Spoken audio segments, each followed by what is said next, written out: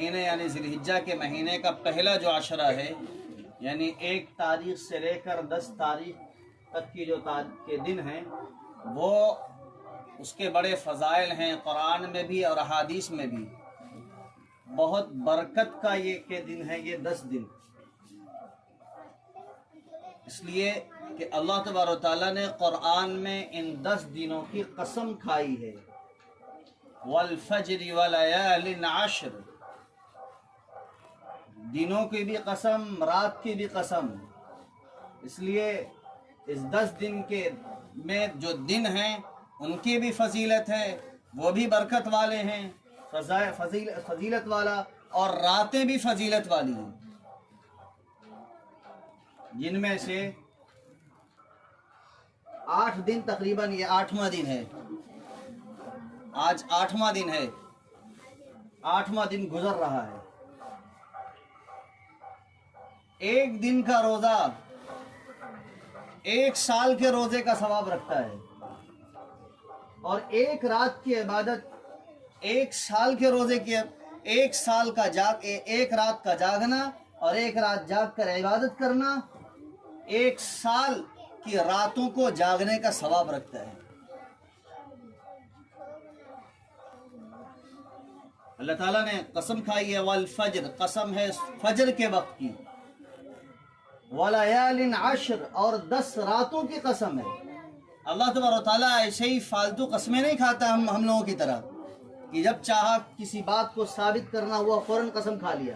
اللہ تبارک و تعالیٰ جب کسی چیز کی اہمیت بتانا مقصود ہوتا ہے، اللہ تعالیٰ کو فضائل بتانا اور اس بات کو ذہن میں بٹھانا مقصود ہوتا ہے کہ جس بات کی قسم کھائی جا رہی ہے، جس بات کو بیان کیا جا رہا ہے، وہ بہت فضیلت کے حامل ہے، وہ میرے نزدیک بہت اہمیت کا حامل ہے، تب اللہ تبارک و تعالیٰ قسم کھاتا ہے۔ جس طرح سورہ اس میں 30ویں پارے میں سورہ 3 میں 3 کی یعنی انجیل کی قسم کھائی، والتین والزیتون، ان چیزوں کی قسم کھائی ہے۔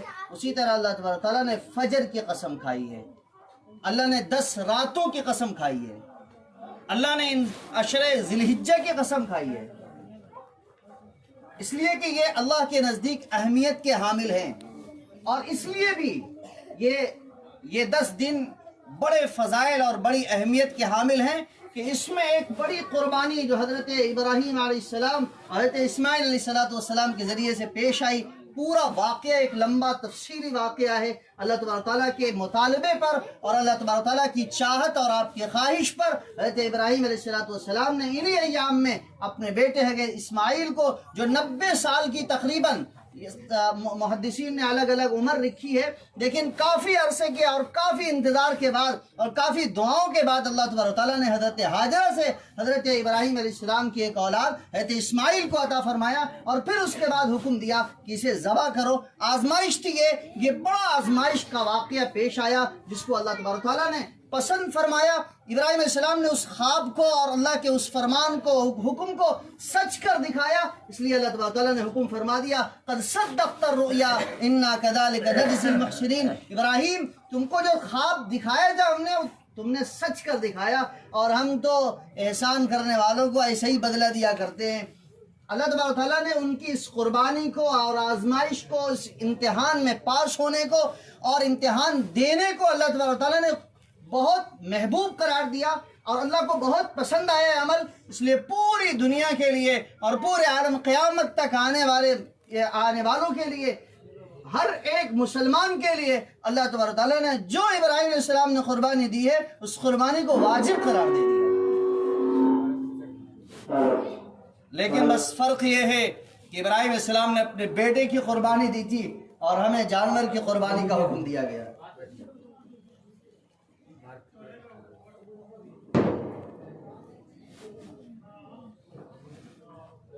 تو اللہ تبارک تعالیٰ نے موقع عنایت فرمایا ہے، آج ذی الحجہ کی 8 تاریخ ہے، حج کے ایام شروع ہو چکے ہیں، اور حج کے ایام، حج کے جو ارکان ہوا کرتے ہیں آپ سب جانتے ہیں، جو حج پہ گئے ہوں گے وہ جانتے ہوں، جنہوں نے پڑھا ہوگا حج کے ارکان اور حج کے فضائل وہ جانتے ہوں گے کہ واقعتاً حج کا ایک ایک رکن عشق کی انتہا ہوتی ہے۔ اللہ تبارک تعالیٰ کی انتہا ہوتی ہے. کبھی طواف کرتا رہتا ہے دیوانہ وار ہو کر بندہ کعبۃ اللہ کا، اللہ کے گھر کا طواف کرتا ہے اور دل میں تصور کرتا ہے کہ ہم تو اللہ ہی کا طواف کر رہے ہیں. گھومتا رہتا ہے، دیوانہ وار گھوم رہا ہے، عاشق بن کر مجنون ہو کر اللہ کے گھر کا طواف کرتا رہتا ہے اور تکبیر کہتا رہتا ہے لبیک اللہم لبیک لبیک لا شریک لک لبیک ان الحمد والنعمت لا شریک لک. تکبیر پڑھتا چلا جاتا ہے کہ اللہ میں حاضر ہوں آپ کی بارگاہ میں، حاضر ہوں آپ کی بارگاہ میں. اور کل 9 تاریخ ہے، عرفے کا دن ہے اور آج ہی وہاں تو تقریباً پہلے ایک دن کا فرق ہوتا ہے، اس لیے آج کے دن، کل ہمارے یہاں وہ دن ہوگا، آج کے دن عرفات کے میدان میں ہوں گے حجاج کرام اور عشق کی یہ انتہا ہوگی. کہیں جماعت بنا کر اور کہیں انفرادی طور پر اس مالک کی طرف لو لگائے ہوں گے، گڑ گڑا رہے ہوں گے، دعائیں کر رہے ہوں گے. یہ عشق کی انتہا. اس لیے یہ ایام جو ہیں، یہ 10 دن بڑے برکت کے ایام ہیں، بڑے فضائل والے ہیں، بڑی اہمیت کے حامل ہیں. ان ایام کو بھی عبادت میں اور اللہ تبارک تعالیٰ کے ذکر میں، تلاوت میں، صدقات میں گزارنا چاہیے. فالتو یہ ایام گزارنے کے لائق نہیں ہیں. ان میں کچھ لوٹ لیں. اب ایک دن بس بچا رہ گیا ہے، 1-2 دن بچا رہ گیا ہے، ان 1-2 دن میں ہم کچھ کر لیں. مثلا کل کا ایک دن ہے عرفے کا دن، اس دن ہم روزہ رکھ لیں. 1 دن کا روزہ، میں نے بتایا کہ نمی کا روزہ 1 سال کے روزے کے لیے کافی ہے. 1 سال روزہ رکھیں آپ نفلی، اور 1 دن کا روزہ 9 ذی الحجہ کو رکھ لیں، ثواب برابر ہے. 1 رات آپ جاگ لیتے ہیں، یعنی 10ویں ذی الحجہ کی رات، کل دن کے بعد جو رات آئے گی، پرسوں صبح سے پہلے جو رات آئے گی، اس رات کو جاگ کر عبادت کرتے ہیں، 1 سال کے عبادت کا ثواب. اس لیے بھی یہ 10 دن اہمیت کے حامل ہے کہ کئی عبادتیں ایک ساتھ جمع ہو گئی. کئی عبادتیں، حج ایک بڑی عبادت، فرض، قربانی ایک بڑی عبادت، اس کے علاوہ روزہ، صدقات، یہ سب عبادتیں، کئی عبادتیں جمع ہو گئی ہیں. اس لیے یہ 10 دن بڑی اہمیت کے حامل ہیں. بہرحال میرے بھائی اور بزرگوں، اب ایک بڑی قربانی آ رہی ہے، ایک بڑا ہمارا امتحان آ رہا ہے. اللہ تعالیٰ نے جو مال ہمیں دیا ہے، اللہ نے جو اسباب دیے ہیں، جو ہمیں جائیداد دی ہے، اس کا امتحان اللہ تبارک تعالیٰ قربانی کی شکل میں ہم سے لینا چاہ رہا ہے. جو امتحان ہے تو ابراہیم علیہ السلام سے لیا، اتنا بڑا امتحان تو نہیں ہے، لیکن ابراہیم علیہ السلام کے امتحان کی یہ یاد ہے. دادا ابراہیم علیہ السلام کے، ابا ابراہیم علیہ السلام کے قربانی کی یہ یاد ہے، جو ہم 10ویں ذی الحجہ کو اب جانوروں پر چاقو چلائیں گے، ہم اپنے جانوروں کو قربان کریں گے. یہ حضرت ابراہیم علیہ السلام، حضرت اسماعیل علیہ السلام کی قربانی کی یہ یاد ہے. صحابہ نے پوچھا ما ہی الاضاحی یا رسول اللہ، یہ قربانی کیا چیز ہے یا رسول اللہ؟ اللہ کے رسول نے فرمایا ہی سنت ابیکم ابراہیم، یہ تمہارے باپ ابراہیم علیہ السلام کا طریقہ ہے، ان کی سنت ہے. پوچھا صحابہ نے کہ اس میں ہمیں کیا ملے گا یا رسول اللہ، قربانی کے بدلے میں ہمیں کیا ملے گا؟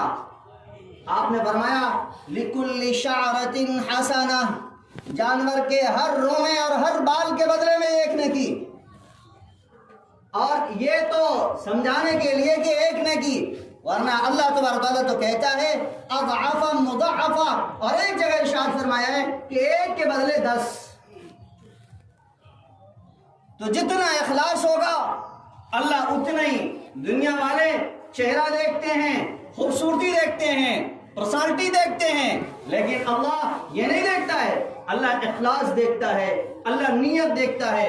جتنی صاف نیت ہوگی اور جتنا گہرا اخلاص ہوگا، اللہ کے یہاں ثواب بھی اتنا ہی زیادہ ہوگا.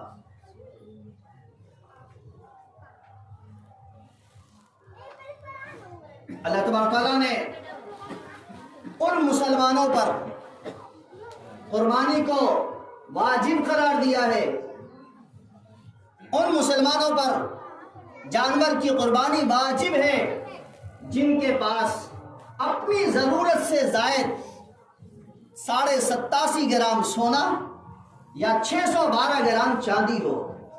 ابھی 2-3 دن پہلے میں نے پتہ کیا موتیہاری میں سونار سے کہ 612 گرام چاندی کی قیمت کیا ہوتی ہے.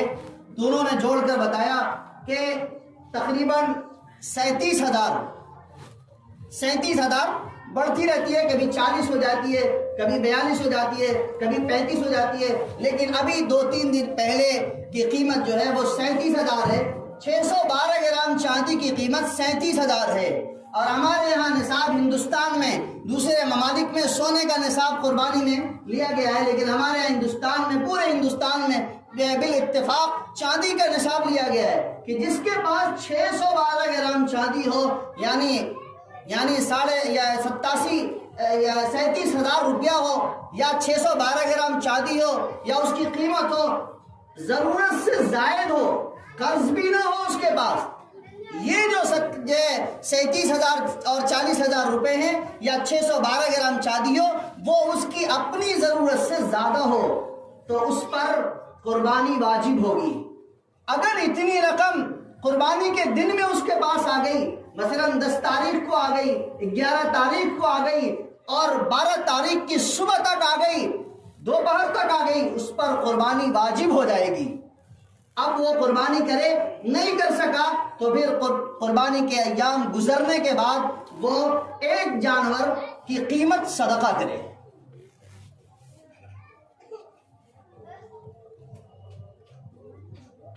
اگر کسی کے پاس تجارت کا مال ہے,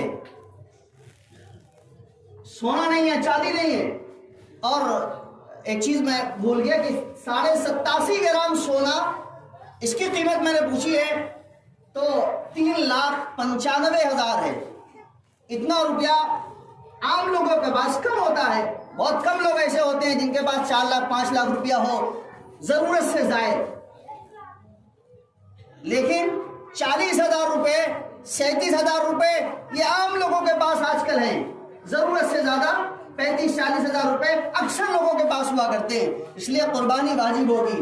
اگر گھر کے اندر 4 فرد ہیں, ایک باپ کے 4 بیٹے ہیں, ابا کے پاس بھی پیسہ ہے ضرورت سے زیادہ, اور بیٹوں کے پاس بھی اپنے بینک بیلنس ہیں, ان کا پیسہ الگ ہے, وہ علیحدہ کما رہے ہیں, تو ہر ایک کی طرف سے اگر ان کے پاس 612 گرام چاندی کے برابر ان کے پاس رقم ہے, یا اتنی چاندی ہے, تو ان پر قربانی واجب ہو جائے گی. سب پر الگ الگ قربانی واجب ہوگی. ایک قربانی میں کام نہیں چلے گا. ایک قربانی سب کی طرف سے کافی نہیں ہوگی, ہر ایک کی طرف سے الگ الگ. ہاں اپنے پاس نہیں ہے, سب کچھ ہم نے ابا کو دے دیا, ابا کچھ نہیں ہے میرے پاس, کچھ بھی نہیں ہمارے پاس, اپنی ملکیت میں نہیں ہے, تو پھر قربانی واجب نہیں ہوگی. شرط یہ ہے کہ اپنی ملکیت میں ہو, 612 گرام چاندی یا اتنی رقم اپنی ملکیت میں ہو, اپنے ہاتھ میں ہو, اپنے قبضے میں ہو, تو قربانی واجب ہوگی. کسی نے 2